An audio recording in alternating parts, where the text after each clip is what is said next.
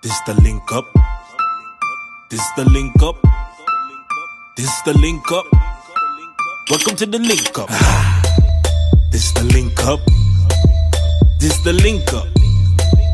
This the link up. Welcome to the link up. Oh. Yes, welcome back, ladies and gentlemen, to another edition of the Link Up Podcast with your hosts, Mr. King, no Kana Woods, and Rashid here in the building today. No Kalissa as well. You know, yeah, we just got some people missing today.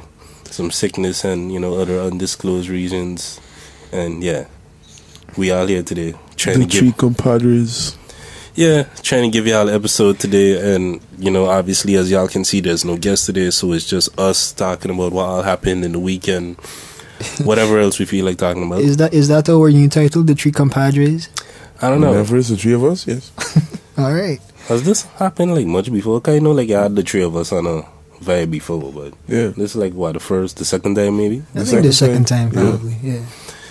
Yeah. I don't remember what we talked about the first time. I don't remember at this point. I think movies or. Yeah, and I'm getting. I'm sure we probably got into gaming / anime or something. Yeah. I mean. Yeah. Yeah. Well, that's not gonna happen today.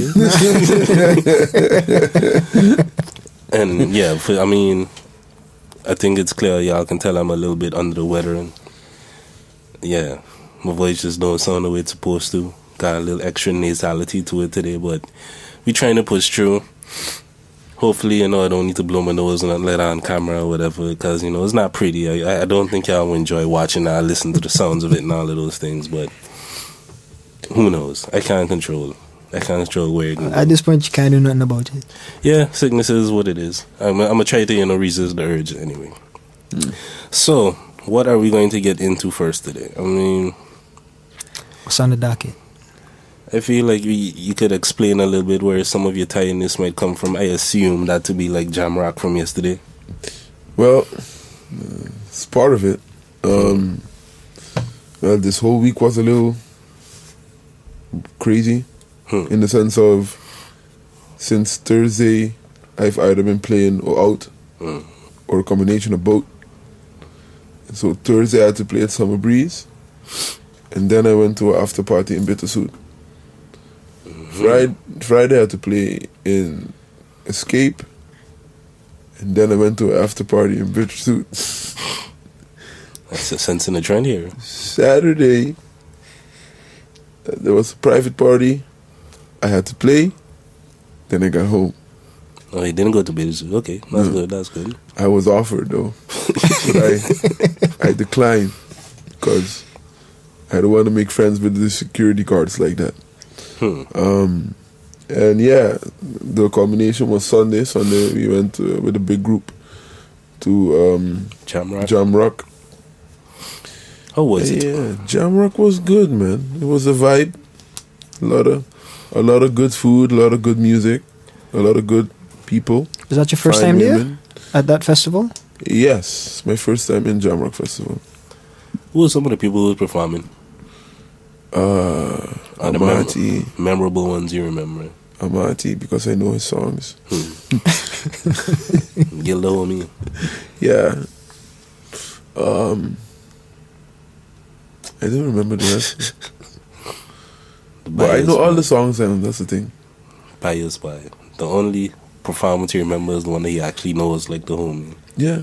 That's probably the only person he went and actually see perform, and then afterwards he was just roaming the festival for food. Yeah.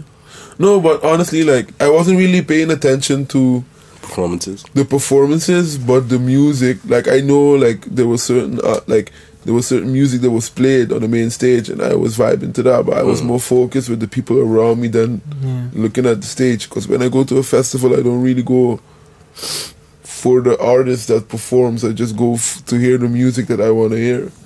So when I go to Jamrock, I know I'm going to hear soca, dancehall, and I know reggae. Yeah, reggae, and I know at least 80% of all the songs that they played. So I was vibing more on that. Yeah, and I'd find it a shame if you didn't know most of the songs. Yeah, that would be weird. Gotta revoke the DJ title. Why? Someone even commented yo, why are you singing all the songs? It's do you not look around? Everybody is. You're the outlier here, not me. The one person not singing along, questioning everybody. It might have been their first time as well. Yeah. That person had a culture shock, actually. Really? Yeah. She was not prepared. I'm assuming this was a Caucasian person? Yes. Makes sense. So, other than your jackfruit experience at Jamrock, there wasn't nothing that was like that memorable, notable that need mentioning? Since you the only performance you remember was a Marty? Yeah, the only one that I actually took time to like legit like pay attention to. Yeah, like obviously the DJs I played, like I know them, so that's a different vibe. That's an everyday vibe. But yeah, Marty's the one that really like.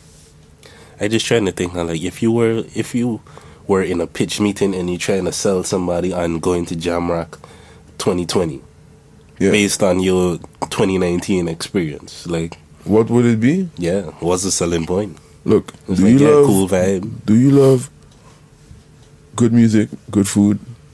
Do you love dancehall, soca, Afro music? Then that's the best fucking festival to go.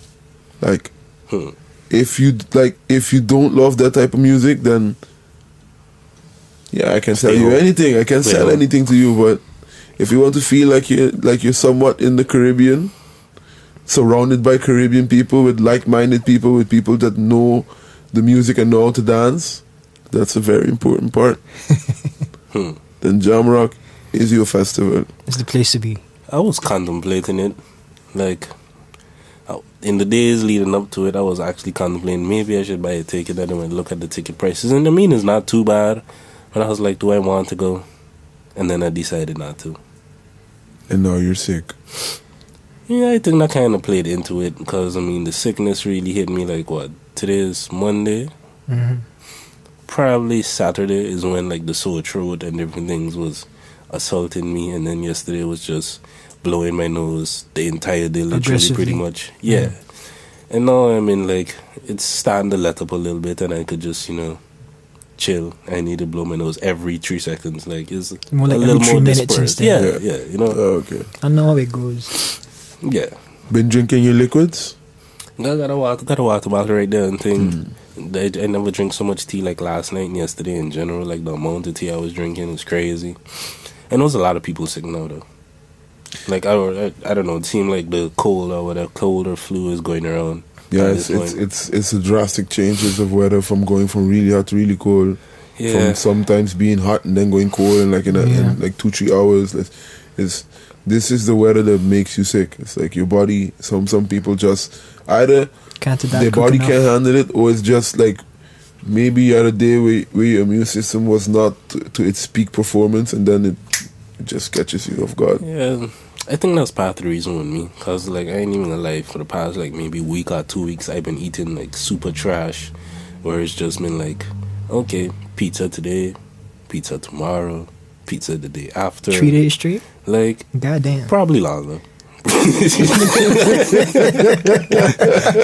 Pizza or some form of taste disorder. Like, I don't know, I just been in a lazy state, like, probably like the last week. So, I mean, eating that narrow of a diet probably in your body lacking nutrients in some way, because, like, you get cheese, you get grease, and meat or whatever on a pizza. That's about it, some dough. Yeah. Like, it fills up your stomach, but the thing your body can use actually from it is not that much. Vegetables, they ain't nothing beneficial in a pizza. I mean depending on how you make it and stuff like that, but there's healthier versions of pizza. But so, what y'all thought about that Mulan thing? I mean, I know we talk about Disney movies and shit a lot on this podcast, it seemed like, so I feel like since they keep making them. Yeah. So it's not like we talk about the same movie all the time. I mean, there was in recent times, I guess since the last podcast, there was 2 updates, I guess, and that's like Mulan remake is being put out there, and then there's the Little Mermaid shit. Yeah. Mm-hmm. Yeah, we're getting after that just now. But the Mulan thing, I mean, do you want it? Did you want? Okay, let's start off with. Did y'all see the trailer? I did. I saw a snippet of it. I haven't seen the full trailer. I saw that the trailer come out. I didn't actually watch the trailer, but so since you watch it, what was your thoughts on it from the trailer? it looked like a live action Mulan. It would be weird if it didn't. It does. I mean, the people actually look Asian. Probably are. But I mean, it looks. What do you say? They're holding their eyes with tape? Is that what you're saying? I believe they're like actually Asian people in the movie, so that was a good step in that direction. I did see that the cricket and the dragon not going to be in it. Yeah, which kind of makes sense. In the sense of like, it's more live action, more realistic type of thing. Yeah, but that made Mulan though. Yeah, you're right. Like the dynamic of Eddie Murphy. Wait, but how is the cricket? It was Eddie Murphy, dragon? right? Eddie Murphy, yeah. Eddie Murphy was the dragon. Yeah. Why? Mushu. Yeah. Why is the dragon not in it? I don't know. Live action. I don't know. Was this confirmed by Disney or? I've been seeing a lot of people complaining about it, or so. I can't confirm. I don't know. They don't show them in the trailer. Well, then again, they don't show too much in the trailer, of course. But was it a trailer or a teaser trailer? No, it was. I would say a trailer. How long you was seen? A minute, 2 minutes, 30 seconds? I would say a minute and change. Okay. So I think that's more than a teaser. More than what Lion King give. Well, maybe it might be like what you call it, the Aladdin one, where it's like it looks kind of whack because you see just blue Will Smith, and it's like it looks kind of crazy, but when you see it in context, it looks a little better. It makes a little more sense. Well, so far Mulan didn't have anything that was like outrageous, like the whole Will Smith being blue thing at first. So I mean, I gotta see more before I could really give. I'm reserving my judgment, but because just looking at the first trailer, it doesn't look bad. It just looks like a movie. Yeah, you know. I mean, it would be weird if it didn't look like a movie. Like the most memorable things I remember about Mulan was Mushu. Yeah, and the epic and the songs. The epic songs. The songs and Mushu. Because I was wondering like how they going to implement that in the live action. The songs. Yeah, because those songs was fire. That was the next thing I was thinking about, other than obviously Mushu. Yeah, so I mean, I gotta see more. Yeah, I just hope there was some misinformation it's supposed to come out spring 2020, by the way. Okay. Well, it would be dope if Mushu, like, instead of them keeping him as a dragon, he's just like a person. Depending on how they do it, it might be able to work. Depending on how they do it. I would say I prefer him to be a dragon. But yeah, me too. I mean, we just got Game of Thrones. We see where dragon technology is at. Like, we know what type of dragons they're able to create to work in a live action type of scenario. And if you're telling me Disney don't got the money to do it, I refuse to believe it. But they're making a whole CGI movie of Lion King. And it looks great. Yeah. So I mean, obviously that shows that they got the capabilities to do some shit like that. They have the money, as well as Disney owning Pixar and all these people that like their main thing is this CGI animated type of digital animation thing. Like they could do it if they want to. So I want to see Mushu in it. I'm probably not gonna watch the movie still anyway. I mean, I haven't seen most of those remakes. Wait until it's able to rent. Yeah, when it come out, okay, never gonna come out on Netflix. I'll watch it in the TV. It's not because I have an unlimited card. So you don't have the whole Disney whatever. Yeah, Disney Plus or I don't know what the name of it is, but they own streaming service. Yeah, that's a sad day for Netflix. That's why they have to go get Fresh Prince. Yeah, I mean, yeah. Although, like the most things that people watch Netflix for is the TV series. Yes. Yeah, I saw that like Joe Budden and them, they was doing a breakdown of like some of the top stream shows on Netflix, and it was like Parks and Recreation, Friends, and The Office, and I was like, I ain't never watched 2 of those shows, but Friends is the only one I watch, and to me, Friends ain't even like the greatest sitcom. Like it's up there, it's good. Yeah, but people love Friends. Yeah, love Friends. And I love How I Met Your Mother more. It's like that's my thing, because like to me, How I Met Your Mother is just better than Friends, but. In terms similar of like concept, the white sitcom, they're very similar in terms of the characters that they have on the personalities of the characters. In some ways, there's a lot of parallels that you could see between Friends and How I Met Your Mother. But I just think How I Met Your Mother is better. Yeah, but just more and more streaming platforms coming up. At a certain point, it's going to just be like TV channels just streaming. But it's just like certain like Disney can do it because like it's Disney. and they have a lot of things to pull off of their catalog. Outside of just movies, which is what most people, I guess, associate with Disney. Like that has the Disney name on it, the clearest. Yeah, but then there's all the other things from the Marvel and the Lucasfilms and all the other things that Star Wars franchise. Like Disney's own. Disney the TV shows and the ESPNs and like Disney own a whole lot of sports channels and stuff like that as well. Disney trying to rule the world. Teenage Witch also Disney property? That I don't know about. According to me, Sabrina was it used to show on Nickelodeon, so I doubt that first of all. As well as, according to me, the Sabrina or it was a comic or Raven. That's So Raven is Disney. Yeah. That's So Raven is Disney. Yeah, but the Sabrina thing, there was comics like there was the same thing like what Riverdale is, especially like the new Sabrina that they remade on Netflix and thing. That was a similar vibe to how Riverdale is the dark twist on the Archie comics. Apparently they're similar to like, you know, with superhero comics. There's a million different retellings and takes on particular things and there's apparently a dark universe Sabrina, and they just decided to remake that for Netflix. I prefer the old one. You know, the lighthearted comedy type of one that used to show on Nickelodeon. DuckTales. That's a good one. Disney has a lot. Like if you're gonna sit there and like read everything that Disney has ever made or produced, TV shows. Like, let me stop you now. I'm just scrolling down. I'm like, Jesus Christ. The amount that Disney owns is like, it's crazy. It's crazy.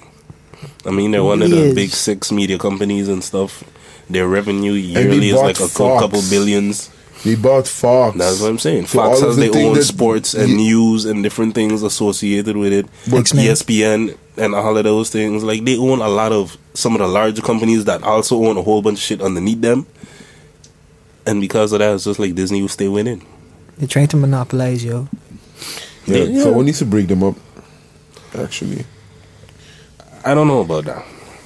They're getting too big. Because, like, recently I was watching, I don't remember what it was, but I was hearing somebody who was kind of looking at the other side of that argument. The Simpsons, the Family Guy, the X-Files were all Fox-owned properties. Now Disney owns them. Oh my gosh.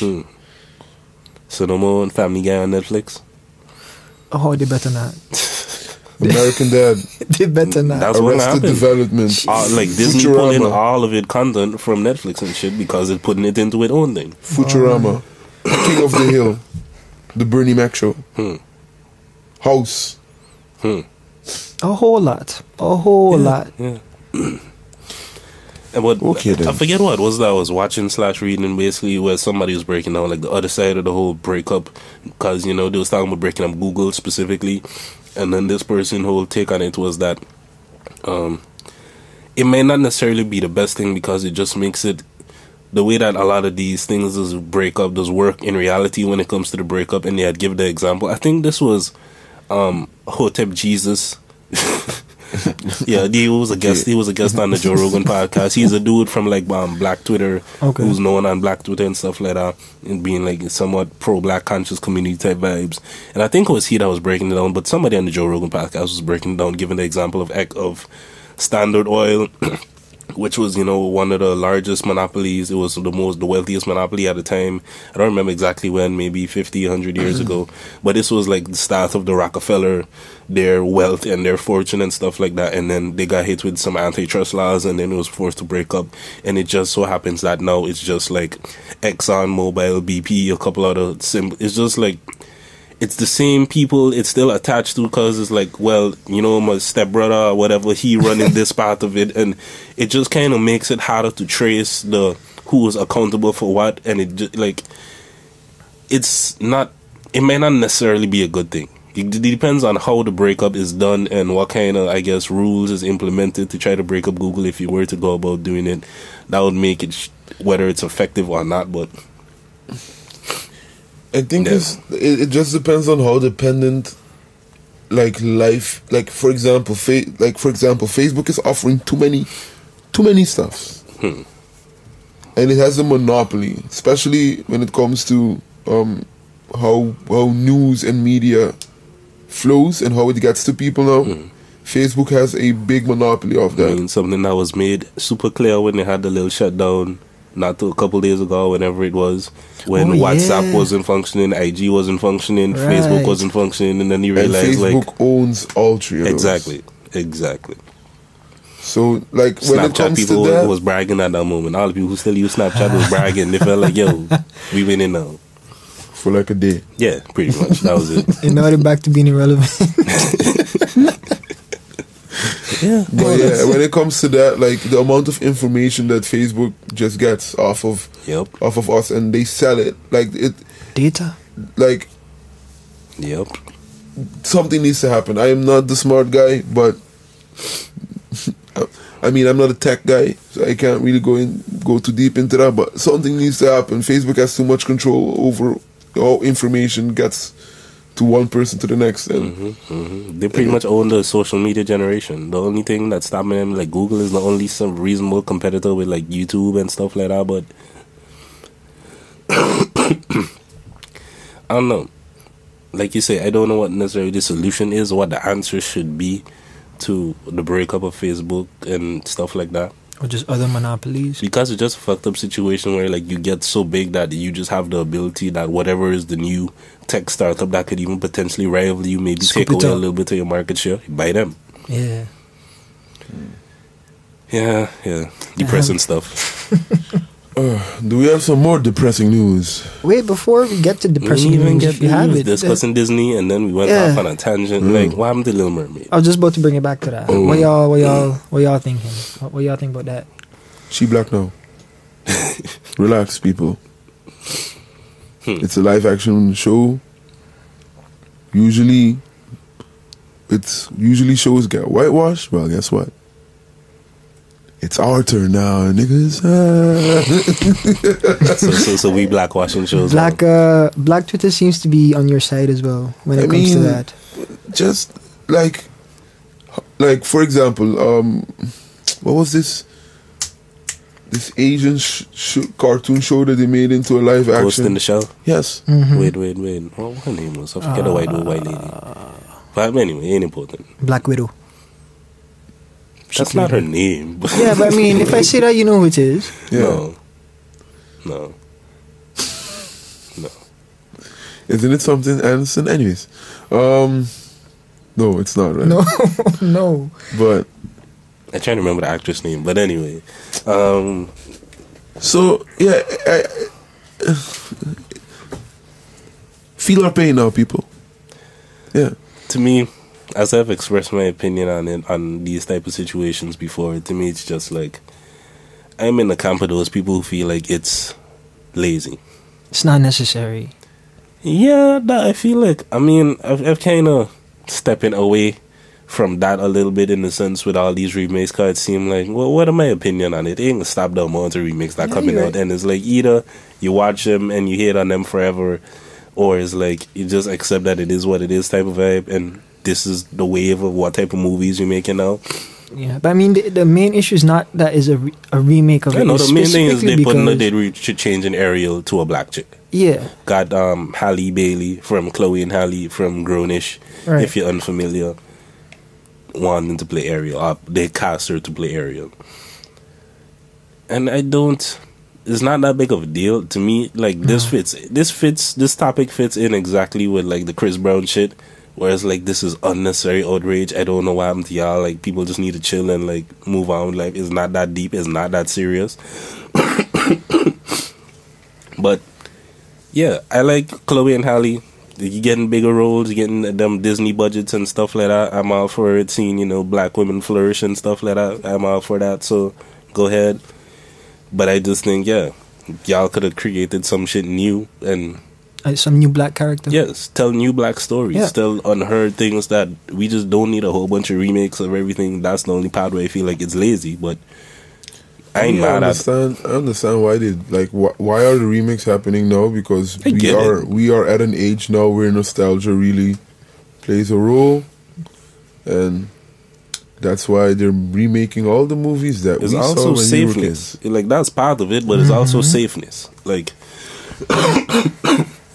it's it's an easy investment. Yeah, basically, it's less of a risk to sell something that we know already has an attached fan base. People already fuck with it. They already like it. The story works. We know it works because of all the millions of potentially billions we've made on merchandise, on ticket sales, on everything associated with whatever franchise it may be. It's essentially guaranteed profit at this point.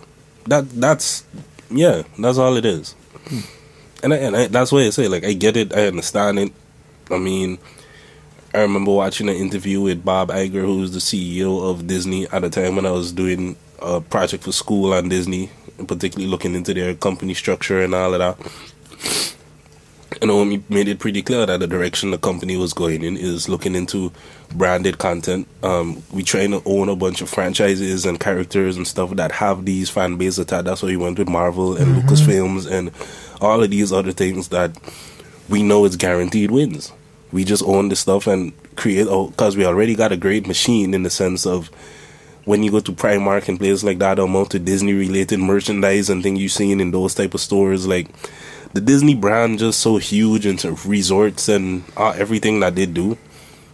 Their machine is pretty good, so all we need is a character to come in. We own it, and we could just give you the treatment of whatever one of our princesses and creating board games and like Disney just goes ham with making everything around the character. Yeah, man. And as a business coming up, like, how do you refuse Disney if Disney pull up on your door saying we want to buy your business? I mean, to me, it seemed like a hard offer to refuse. It's Disney. I mean, that's what happens with all the same thing we talking about with all the tech startups and shit like that. Yeah. With Instagram, and I think it was like 11 people or whatever who made it, and they sold it for, 50 million? I forget how much money it was, or $1 billion. I think it had sold for like $1 billion, and that split between the 11 people. Some crazy amount, and it was like, could you really say no to that offer? Exactly. It might be worth a lot, but could you say no to that type of money? And like, I don't know. I feel like it's literally the same thing. And if you're a new company rivaling Disney, it's highly unlikely. But we just at a point where this same phenomenon we're describing take place in every industry. Where it's like there's 2 or 3 people who at the top who got billions and billions of dollars, and we could basically just buy up everybody who comes below us. Like, you've seen it everywhere. If you're paying attention, the amount of media consolidation that takes place, or just consolidation in general in businesses, mergers happening, this one buying up this one, like, it's a growing trend. And it never stops. It just keeps going and going. Huh? How did we get here from area? Like, something is wrong with me, you know. It's like the way my brain does function and how it does end up into these type of tangents when you're supposed to be talking about the Little Mermaid. That's what tangents do, man. Yeah. I mean, we could change our name to the Tangent Podcast. That would be pretty accurate. Chris Brown. This is something that Woods wanted to talk about. He felt urgent. He felt an urgent connection to this Chris Brown situation. Yeah. So, want to provide some context for people? So, as we all know, Chris Brown dropped his, 32? I think it's 32. Yeah. I think it's 32. Album / project. Song album. Mm-hmm. Yeah. And I listened to it halfway. And then I listened to a couple of more songs like throughout the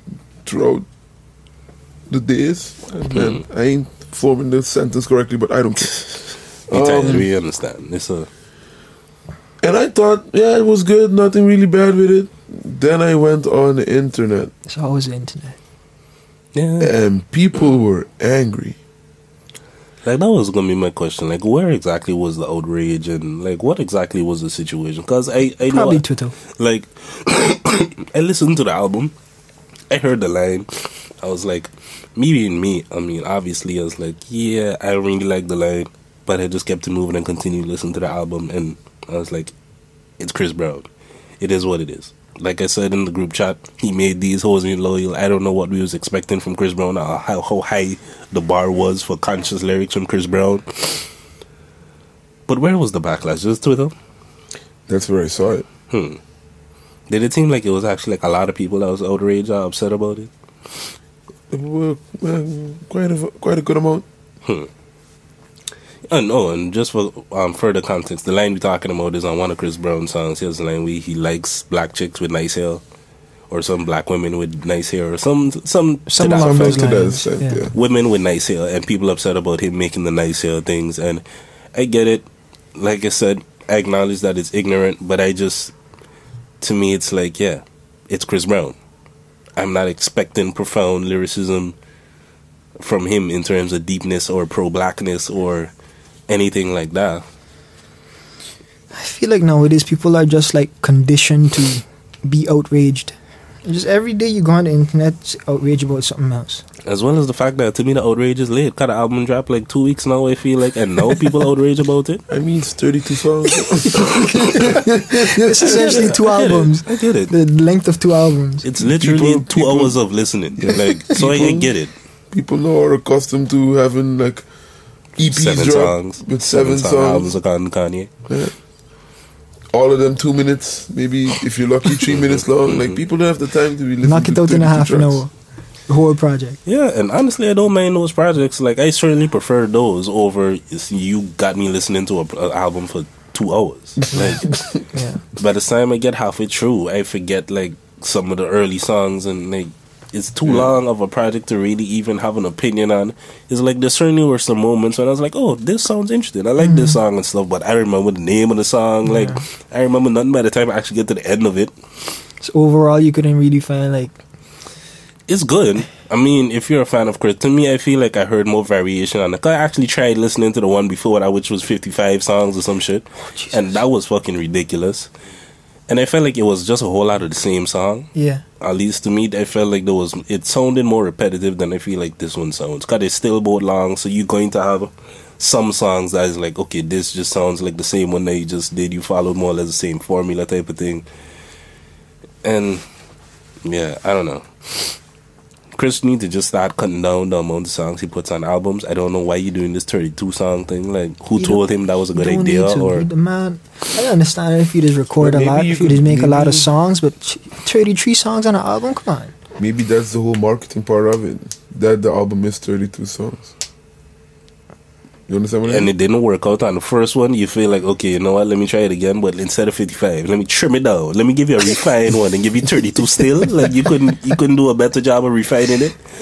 The next one gonna be 22. I'm not trying to defend him, man. I'm just trying to say something else. I don't know, but yeah, boy, that's a tall dude. When I heard it, like, for me, the nice hair was more like kept hair. But what, has Chris Brown never dated a girl with afro hair before? I don't know. I don't keep track of Chris Brown women. Like, I have no idea. I know confusing part. I know Karrueche and Rihanna. Yeah, those are the only people I know Chris Brown was with. I assume there's some other people out there, but I only know Karrueche and Rihanna. I think you're with somebody now that look kind of like Karrueche. And the bad thing is, at this point, I can't even remember what Karrueche's face looked like. Like, I can't. Nothing comes to mind when I'm trying to think on. I remember she's some light skinned chick, if I remember correctly. But more than that, I can't tell you about what Karrueche looked like. Well, silence. Yeah, I mean, yeah, it would have been nice if we had like another female here to have a conversation about this. So I don't want to really go deep into. Oh, about the nice hair thing, you mean? Yes, because I'm afraid of the internet. And the internet knows who I am. Yeah, I mean, but I feel like there's never, for all the topics that we've discussed so far in the Link Club, I feel like there's never been any real backlash from any particular topic, at least not that I was aware of or that I was able to see, where people felt a way about something that was said on it and there's outrage, or like, we don't have a large enough audience to hit that, to offend that many people. I feel like most of the people who watching, they understand where we're coming from. Like, it's usually when you have outside people who don't understand you, don't know how you feel about things, like, they just assume, oh, this is the most racist or bigoted or whatever we outraged about type of thing. People who don't have no context of who this person is, why they're saying what they're saying. Like the Joe Budden Soca thing. Oh, yeah. But that was kind of ignorant, though. And to me, I feel like that's exactly the same, like, about this Chris Brown shit. They're both ignorant, but it's like, understand the people who it's coming from. Yeah. It's like people being outraged about Eminem saying something homophobic. It's like, really? Do you know who Eminem is? All this outrage is just exhausting. Dog. Any form of media you look up nowadays, they got some type of outrage attached to it. Mm-hmm. Sensationalism. Yeah. It drives the internet culture. I mean, it's something that you see everywhere. And there was something that was interesting. I don't know if y'all saw, but Russ was on the pull-up. I did see that. And he was basically breaking down, you know, how the connection that he sees with like 13-year-old white kids and what they feel is hot on social media and how that translates to like the little pumps and the smoke perps and all of these type of the mumble rappers that seem like a gimmick. It's just a parody. There's no actual talent. They just causes all like just more or less jokes, and then it gets reposted and it gets big because people feel like, oh, there's a lot of traction on this. It must be hot. Let me jump on it. Yeah, and then the label signs the person, and then, you know, it's just spread from there type of thing. And all of that is like the same thing. Sensationalism, parts of how it affected other areas. You see the same thing in news, media. Like, news ain't even really news anymore. It's just all a big joke. Like, what was the most outrage type of thing? Like, the biggest tragedy, the police brutality. It's all like going for the thing that you know is going to stir feelings and emotions, the racial tension type of articles and stuff. And it's even worse with the internet, because the revenue's down. Ain't nobody buying newspapers like that anymore, you know. Like, the physical sales in all of these areas just severely declining, so we kind of trying to be extra sensationalized, and it's just affecting a whole lot of places. Boy. Yeah. Like I said, it's for me, it's just exhausting. That's all I gotta say about outrage culture. You people don't want to like use more words, so I don't have to speak as much. Guy, I caught the coughing and dying. Boy, Drink some water. Let's talk about something else. What's the next on the next on the list? I mean, could briefly touch on this, I guess, the whole World Cup thing. How it's kind of sad that I didn't even know like a World Cup was really happening. I wasn't sure if it was like really a World Cup or this is something else. Got the only bit of headline that even the only way I was aware of this is because I saw some articles about, I think, the captain from the US women's team saying how if she win the World Cup, she's not going to the White House. Yeah, she said, "Fuck Donald Trump" or "fuck the White House" or "fuck something to that extent.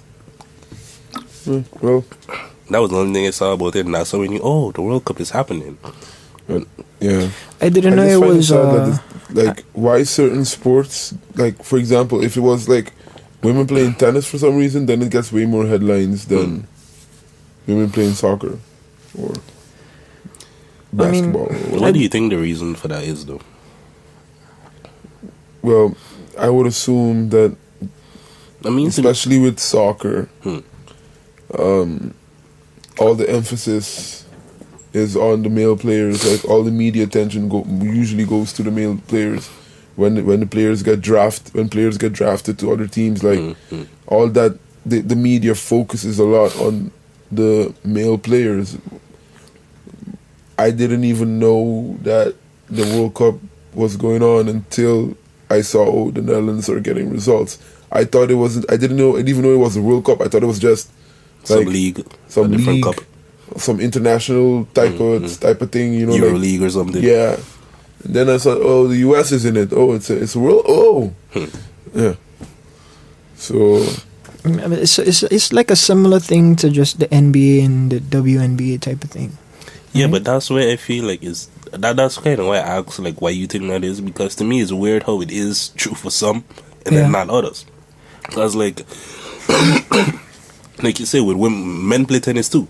Yeah, but I feel like women's tennis is properly appreciated. Like people respect Serena and Venus and the different people that are well known. Like they get proper coverage. I feel like female they care about tennis. Women's. Yeah, they care about female tennis or women's tennis. But it's not that way for soccer. It's not that way for basketball. Like the WNBA, and most people tell the WNBA is a joke. It's not. Like nobody's ever seen a game. Nobody knows the team names of the people in the WNBA. They don't get paid the same as NBA players and all of these things. Like it's just nowhere near comparable to the actual NBA. And I just wondering, like, why is it for certain sports like with the NBA, but it's like tennis is not. if y'all have any thoughts or speculations as to why that may be. I got no idea, man.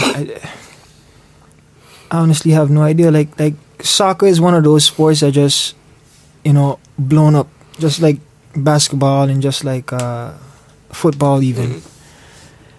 And it's just like you just never see any coverage about the women in those sports. And the reason for that, I got no idea whether it may be whether or not people care, or I got no idea, man. I don't know. I think it's because parts of me want to be like, maybe it's misogyny, but then again, I don't know if it's necessarily that per se, but that could be part of it. I feel like that is like definitely part of it in a way, to a small degree, because I feel like sports in general is an area that is kind of male dominated with like fans, the people who are actually playing it and all of that. It's a very male dominated arena, so I think that certainly is part of it. But I just think, and I guess the only thing I can think of is that the difference between men and women is less apparent in a sport like tennis versus the NBA or basketball. Good point. Where it's like you don't notice, it's just kind of back and forth movements, hand things. So it's like it's not really nothing there to make it super apparent that what the women doing and what the men doing is different. Yeah. Because like, the ball moving slow, but you wouldn't even notice that unless like the other person on the other side is a man, for example. And that even that's a good point, yeah, because when men and women play together, for example. Yeah, but even female tennis players, like now I forget, there was a time when Serena or some male dude was challenging Serena or something like that.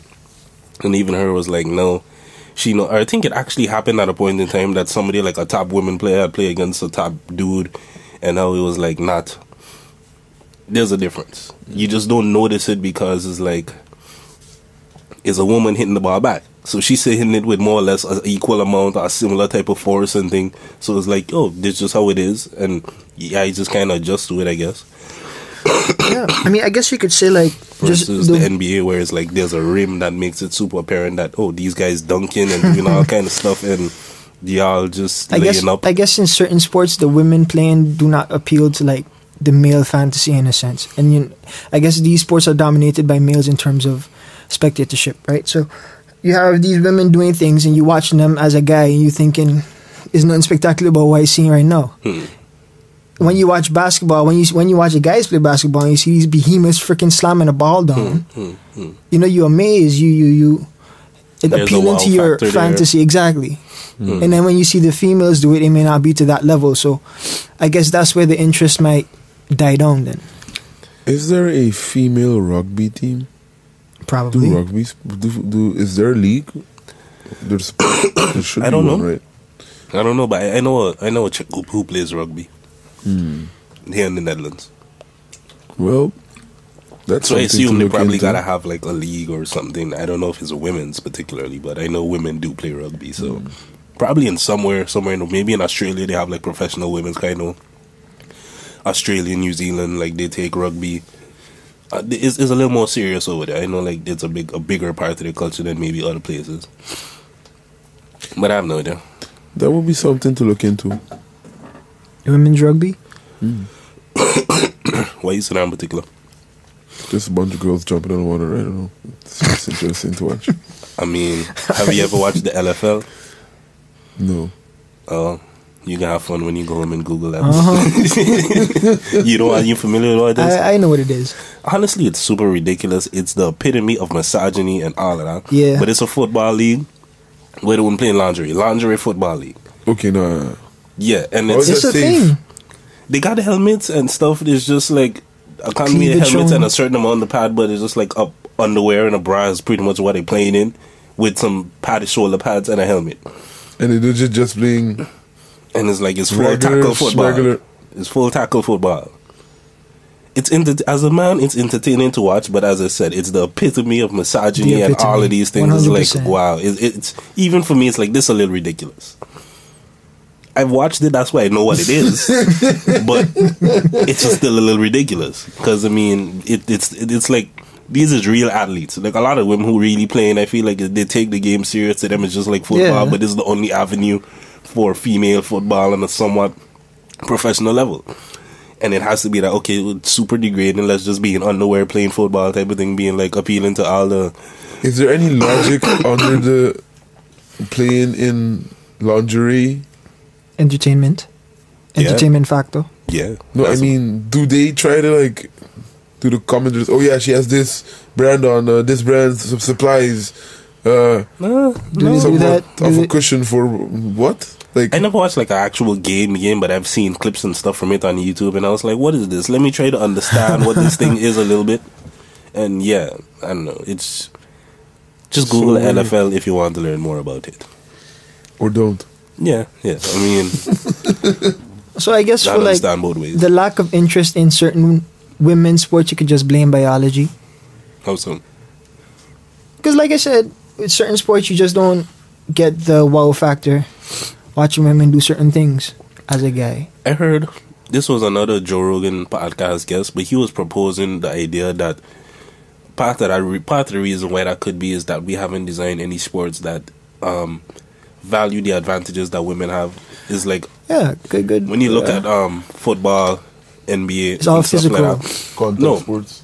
Not necessarily just that. It's just that this is literally the males was playing it first, and then we like, okay, this is the female version. Y'all doing this is not something that was kind of designed or played with females in mind in terms of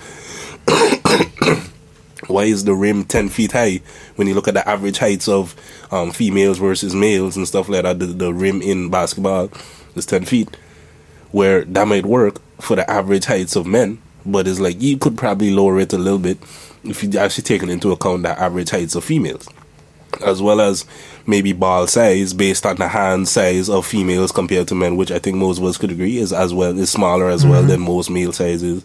Maybe make the rim a little smaller. I don't know if that would maybe bigger. I don't know. Yeah. Like there's different things that it probably could be more entertaining or exciting if you did sports that was more tailored to the things that women are good at versus men. When it's like running fast, jumping high, which is like basketball, American football. Like, I don't know what necessarily it would be, because one of the examples they gave was like gymnastics, where it's more about flexibility and stuff like that, as something that clearly shows women shining versus men. And like certain events, because I mean, like with the bars and things, a certain height being smaller is actually an advantage in those type of things versus being tall. And gymnastics is another sport where, again, you don't see the disparity between the men and the females. Yeah, the way it's judged, the way it's set up, how the rules are. It's not like a direct competition. It's like you do your thing, and then the next person does their routine, and then we just kind of judge and score in that way. I don't know, I just thought it was an interesting concept and like something I never really thought about, like if you design sports around females and what that would be like. Then I started thinking of stuff like I never thought of that billiards, myself, so. like pool and darts and these things that are considered sports in certain areas, when it's like some people take those things serious. Yeah, I know. Like pool, there's world championship leagues in pool and all of these type of things, darts as well. But these ain't traditional sport. You can't compare a pool player athletic wise to a basketball player, an NBA player, at least a professional billiards player. His physique could be completely out of shape, but it's about accuracy and these other type of things. Right. It just so happens that, you know, basketball and soccer are just some of the sports that people deem to be most entertaining to watch. Yeah. And just super important to them. Most popular, yeah.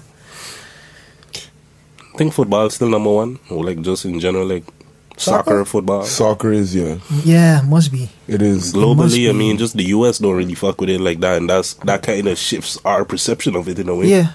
But that's just the US. You got the whole of Europe. The rest of the world, like not just Europe, like the rest of the world. South America, like true. Africa. It's like, outside of the US, and just take, like, if you just take the continent of America, then soccer is still the biggest sport. I mean, because you have Brazil, you have Argentina, you have all these other Latin American countries. Like, you can't think on football and not think on Brazil. You can't think on football and not think on Ronaldinho and some of these people from the Brazilian team, who's some of the greatest from people. Argentina originally.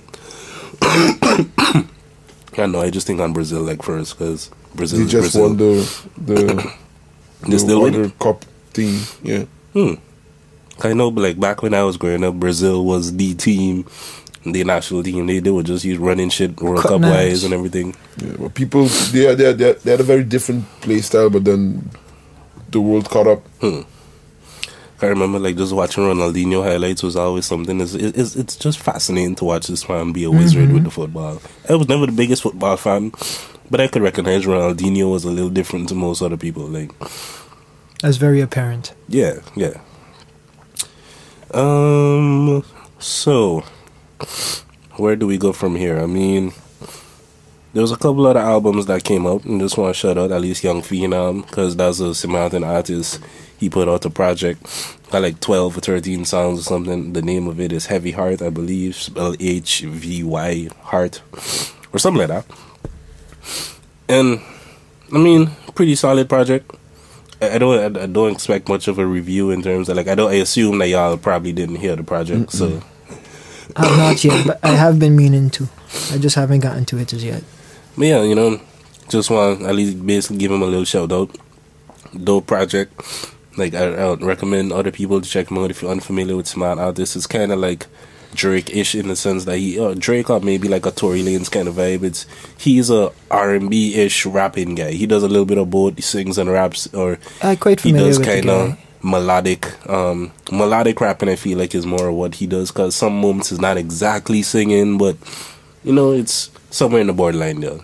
We have some tracks that sound more like R&B-ish that sound like it's more clear that this is like singing. Yeah, I always thought that Phenom was one of those guys that always stuck out in terms of like. Dude got talent. Dude definitely talented. Yeah. Like when you listen to just like who is out there, even like back when I was in high school, you got people here and there putting out projects, and then it's just like this guy come out, or you hear a verse from him, and it's just like it sticks out. Like who is this? But I gotta check it out, and I will. Yeah, I'll check it out when he gets I have free time. Yeah, still got finish the Chris Brown. You actually going to? I mean, like I commend you for I gotta put like the good songs. I gotta put in my. Well, you need the song from with what's his name, Justin Bieber. That's the obvious one. The Don't Check Up on Me, and then once you got that, you're good, man. There's a couple other stuff on it that you probably could have, but that's the main one that people know. And I was gonna say shout something else. Shout out to Justin for changing his whole. For me, no. Shout out to Justin to. Justin did what Justin did. Yeah, that's a double. Like if you, I caught on. I mean, one was just Bieber, one is Timberlake, but they pretty much followed the same trajectory. Because at first I could not stand this man music for anything. One made pop music with the whole group and doing the boy band phase. I'm glad the whole boy band phase like died out, like the NSYNC, the Backstreet Boys, all of those type of things. Just the K-pop, just the group things. Yeah, Korea busy doing it. Like, but, I mean, in the US, we passed that phase in music. I feel. Yeah. But that's with men and women, like because you had the old Destiny's Child, you had like TLC, Like, and you had Boys to Men and like in the R&B thing, they had a whole bunch of New Edition and Boys to Men and all these R&B groups at the time as well. And now we just seen what the results of that is: disagreements, fights about who owns what rights, who own the name of the group, and all kind of thing that come with it. Like big old headache. Yeah. Any other albums you wanted to talk about? Because you say. Yeah, I mean, there's other projects that I didn't get to listen to yet. There's Daniel Caesar that I still didn't listen to. That's more R&B though. Eventually, I'm actually give it a listen. There was also the Freddie Gibbs and Madlib project. These are things that I check out pretty much on, what's the word I'm looking for? On request, I guess, or recommendation. That's the word. Recommendation from the Jabun podcast, more or less. If people familiar with like more underground hip hop type of things, you'd be familiar with Madlib and Mad Villainy, some of the things that he's been associated with. And I think that Mad Villainy was a project with MF Doom, if I'm not mistaken. But Madlib is a producer who's known for a very distinct style in how he produces, where it's like there's a lot of samples from maybe news clips and different things. Like it's certainly very sample heavy, but it's different type of samples that's not always necessarily music. It might be a clip from some superhero thing or a news report and different things, and he like weaves them together to tell stories and narratives using those kind of samples. Like, he has a very distinct style of what he does with it. But overall, I feel like it's not for the casual rap fan. Some of the beats, some of the production on it, the topics, and I don't know. I feel like if you really like hip hop, you'll go there and you listen to it and check it out and enjoy it and be able to appreciate certain things. And even not just with how much music came out, I can't even give you a proper review and tell you, this is the best song off of it.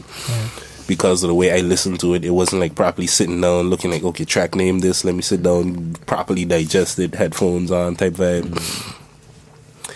There's just a lot of music that's been coming out. Yeah, I did check out the Daniel Caesar one. I liked it. It's my type of shit. It's very mellow. I mean, if you're familiar with Daniel Caesar, then you kind of know what you're getting into. Yeah, pretty much. That's surprising. So you are R&B guy? Yeah. Is your type of shit like? Yeah. Ever since like, and it's just something I noticed about myself. Ever since like coming up here, like I just started to listen to a lot of mellow music, whether it be like the melodic rap or just R&B stuff like that. And not like the stuff you'd hear on the radio, because that shit is just like, alright, I hear this a million and one times. Yeah. Give me something like a Black, give me something like Daniel Caesar, Her, or... You mean Six Lack? Man put the 6 in his name. If he don't want me to read it, he shouldn't have put the 6 in his name. The my name is Black. 6 Lack. With a 6. With a 6. 6 Lack. Alright. But continue. The alphabet is there for a reason, my friends. No, the man needed to do it to make it easier to find his music. I understand, but his music is dope. Right? Like I was saying, a lot of mellow type stuff. Like I said before, Drake is my favorite artist, right? And not because he's the best rapper. Continue. It disappoints me every time I hear somebody say Drake is my favorite artist. The man tells you, got them Billboard melodies, rap is something I do on the side. Like, Drake lets us know that rap is something that he don't even care about like that. So I can't ever put this man up. And you start there. That's not where you started. Yeah, but at this point, if you willing to even sit on a record, it's like, okay, I know that rap is not your main focus. And to me, that's what Drake started out with. That's why I could fuck with Drake early on, because he was more focused on the rapping side. Then he discovered, I could sing, and people actually like it, this monotone singing thing. Yo, that's my shit. That's my shit until you just start doing too much of it. Even as a Drake fan, it's just like, alright, bro, I know you could do more than that. Come on. Anyways. That's why I like J. Cole more. But that's me. Awesome. He gives me what I want. More rapping than singing? Yes. Yeah, that's why to me Drake was never the name that comes up in terms of best rappers. Maybe like favorite artist and thing I could understand now. Favorite if he's a favorite artist. I used to say favorite rapper, but then I was like, I mean, listening to his music and the other rappers that's around, I can't really say that. Yeah, basically. I mean, he hasn't given us a rap album in a while, if ever. Which is the number one reason Drake does not have a classic album in my eyes. Because you're trying too much. You can never hit a classic album when you're busy trying to satisfy this audience and this audience and this audience. Yeah. You're giving us a Hotline Bling type of track here or a Controller. And then you're giving us some, what was that song? Western Road Flows, like those type of tracks on Views. Like, I could fuck with that type of Drake. It's my favorite type of Drake, by the way. Like, or the one on Scorpion, the last song. It was the last song or the last song on part B or no, part A, the rapping side. Yeah. Like March 38th. I already forgot about Scorpion, actually. I won't get you wrong. It's only because I had run into Gilda the other day and we had somehow this conversation had come up because he was telling me he went back recently and was listening to Drake, like really going back to Drake discography. And then he was like, Views, he feel like it's super underrated and thing. And I was like, okay, true. I mean, I ain't listened to it in a while, so I can't really contribute any opinion, but to me, Drake's best project was If You're Reading This Is Too Late, and that's like the first half. What? You serious? If you listen to that project, you rapping for like the entire first half of the project. Yeah. It's like that's probably the most consistent rapping Drake that we ever got on an album, in my opinion, and that's one of the reasons it's like my favorite. And at that time, he was still balancing the singing. It's like it's just the hook, or it's like he had the perfect balance between the rap and the singing on the album, in my opinion. All right. So that's the closest to. I don't agree, but to each their own. What do you think is a classic? Take Care? Yes, man. Take Care. Every time, like, everyone says the man doesn't have a classic, and like, to me, it's always been Take Care. You know, but it's whatever. But for me, it's like Drake hasn't impressed me album-wise since Nothing Was the Same. He's been giving us the same album. He's like, to me, Views was the epitome of, like, when Views came around, it was like, okay, so it really is that you just giving us the same the same sound, the same formula forever. Like, I'm gonna give y'all, sing a little bit, give you some sad songs, start name dropping some chicks that I fucked in the past, and like, he just was doing the same thing. And then I agree. I don't know, it's tough because it's true and it's not true at the same time. Like, Drake has put out so much music, it's tough to say he only give you one thing. True.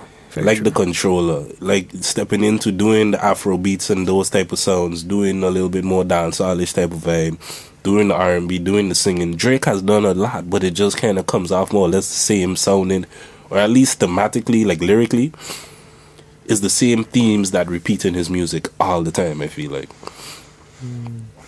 Yeah, I would say same themes, is just like every time is a different story in the sense of what he talking about, when he talking about it, what he dealing with in his life at that time. Some woman leaving. That's usually what be happening to him. That's what I'm saying. It's the same themes in his music. Yeah. The story, the name might change and be like Ashley instead of Britney or some shit like that. Word. But you still talking about either heartbreak or I don't know. Nobody could deny that. You upset because she going out more, wearing less and going out. That was Drake's best song. Like Marvin's Room. Marvin's Room probably was like the best Drake he ever made. It's definitely one of Marvin's Room is up there. But that was also the start of Sad the Drake switch. Yeah. Shot for Me and things like that, like them type of vibes. But I feel like I just have a very particular memory of sending one of my exes Marvin's Room when I was in, like, I don't know. I was petty back then.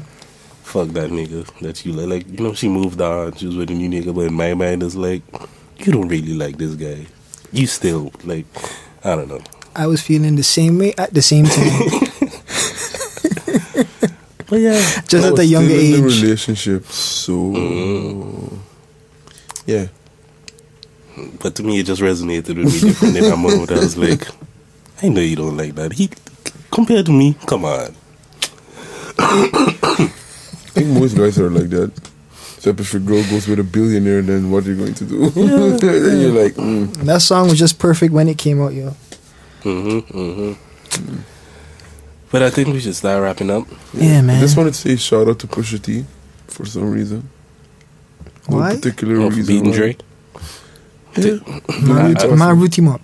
Yeah. Man, root him up, boy. And it's not like there was some rumors or whatever of the potential, like the song that Drake was talking about or alluding to at the time. There was something that happened. I was like, this could potentially re-spark Pusha T and Drake. I forget what it is now. I'm trying to remember. But I wouldn't be surprised if Drake, when he drops a no project, because he tends to do that as well. Like he got some subliminal shots at Pusha T. He's gonna wait until then to do that. Do that. You know, like, I just don't want that from Drake. It's like, you lost, take your L, keep it moving. We I want to hear you agree. say nothing about Pusha T no more. I agree. Like, keep Pusha T name out your mouth. You don't want that smoke. Exactly. You couldn't handle it the first time. You made it. Anyway, that set me off on a whole. This is why I look at people like you and it upsets me. This is your king? Like, this is your king. I like his music, though. But this is your king. Okay, Listen, his earlier music weighs so much heavier than his more recent music, which is why I can't take him from there just yet. Like, I just can't. I can't. Right. Look, I see the flaws. I see. That's why I get angry with people. All the critiques are very valid. And I agree with a lot of them. Did nobody make that meme yet? Because I feel like somebody had to make that meme of like throwing Drake off the cliff. The scene in Black Panther. Is this your king? Like Pusha T had throwing Drake off the cliff. Somebody needed to put them face. Like somebody needed to make that meme. It needs to be a thing. Like I don't know, man. That's why I find it weird when people ask me like who's like one of the best rappers alive today, and I tell them Jay-Z, and they look at me weird, and I'm like, and then they come up with like Drake. I just want to punch them. You can't put like if I mention Jay-Z, you're not allowed to mention Drake afterwards. If you're talking about rappers, yeah. I mean, like the only approved people on that list, the only approved answers is Kendrick, Cole, Soul. If you really know what's going on. If you really know. But even me, being like a super, like I feel exactly how you feel about Drake when it comes to Ab-Soul. Like there's a million criticisms that you could point out about Ab-Soul. He's just my personal favorite artist. Yeah. So even I kind of pull off from trying to say Ab-Soul better than Kendrick, because I realize that that's a ridiculous statement to make when it's like just look at the bodies of work, look at what they put out. Yeah, it resonates more with me. Yeah. But is it better? Yeah, that's where it lies for me with when it comes to Drake. I mean, Drake single-handedly killing hip-hop. Him, Cardi B. This is the Blackberry guy. I mean, this is the same dude who come to, I forget where to Sway in the morning or wherever it was when you come to do your freestyles early on. Yeah. With the Blackberry to do the freestyle. Come on, Drake.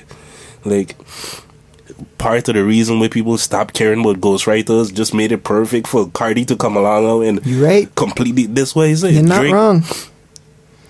Single-handedly killing hip-hop. Well, I won't say that. And well, it's not single-handedly because Cardi helping him. So it's not single-handedly, but I could enjoy the music, but I could look at the realities as well. Like, all the basic principles that was set up in hip-hop is just kind of being devalued or disrespected in some way. People don't care about nothing that they used to care about that made a rapper a rapper. It's just all the glitz and the glamour around it. I definitely see where you're coming from. And it's not your favorite. That's not your king, so you know. I like his music, man. I'm also a big fan of Childish Gambino. Yeah, he's a dope guy. Yeah, he dope. But yeah, like Woods trying to wrap up as well. And saying that I feel like that could start a whole other conversation of breaking down Childish Gambino. But he dope too. What do you? I consider him just to put a rap on it. I consider Childish to be more of just a overall like artist. He's Jamie Foxx. Yeah. The only person you could compare Childish Gambino to is Jamie Foxx. He has these talents go beyond just you music. Can't be that good at that many different things. The only person that I think of is Jamie Foxx. Literally singing, like, Jamie's a really good singer. Childish is a pretty good singer as well. When he gets into his singing bag, he could rap as well. Creativity with punchlines and all that. We've seen his comedy, and from the Community to Atlanta, from wherever else you've seen him. Stand up. He's a good producer. His stand up as well, yeah. Not producer as in, I don't know. Production and stuff? No, I'm talking more about film side and stuff. What does he produce other than, I assume, Atlanta? I know there was that thing with Rihanna that I never watched. I've been meaning to check it out. Guava Island? Yeah, that stuff. I never watch it. You watch it? No, I haven't. I've heard good things about it. But it wasn't like only on Hulu or something like that too. I think that's probably why I didn't watch it or haven't seen it yet. I mean, that doesn't stop us. Yeah, I mean, it's on the internet somewhere. It's on the internet somewhere, but yeah. Childish Gambino, super talented. And with that, I think it's time to wrap up this podcast. Yes, So, peoples, we'll see y'all the next time. We didn't get to any plugs, but I don't think there's anything to really plug like that. Plug. No urgent upcoming parties. There is urgent upcoming parties, but you already remember them. Come to the Instagram, and you will get informed with all of that. All the details. Yes. And yeah, my plugs is all the same. Make sure to support the music, help support the link up and me and all of those things simultaneously. So check out the music from Mr. King. That's Mr.King. The only reason I spell it out is because I recently changed the Mr. King spelling, like on my IG and different places. So if you're looking for it based on the way that it's spelled in like my IG and stuff like that, you're not gonna find nothing because no music has been released under that spelling yet. But that's kind of why it changed, because I want to make it so that you could actually find my music. Because if you type in Mr.King, there's a couple other Mr. Kings that come up with it being spelled that way. So that's kind of why the name changed. And new music coming soon under the new name and stuff like that. Hence the name change or the spelling change. And yeah, But check out all the Street Conscious Cats music. All of that is still there on the correct name and things. So, you know, hope y'all enjoy all of that. So with all of that being said, peoples, we'll see you the next time we link up. Peace. Mm-hmm.